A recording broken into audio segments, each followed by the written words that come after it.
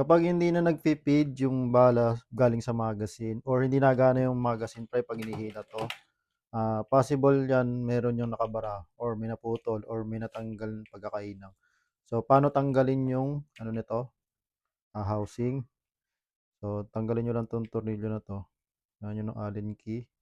'Pag natanggal niyo na 'to, 'yan, 'yan.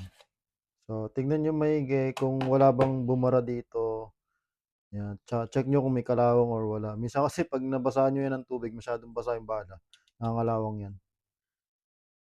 So, ayan.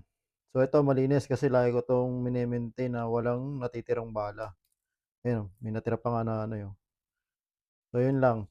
So, check niyo kung ano siya or kapag pinaikot niyo siya, minsan kasi 'pag nasosobrahan sa ano, sosobrahan sa mag-prime, etong roller na 'to, nalo-lost thread yung pinaka nakaipit dun sa may ano, gear, 'yan.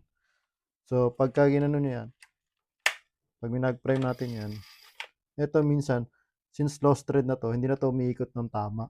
So, nahihirapan na niyang pakyatin yung, bala papunta dito sa may tipis.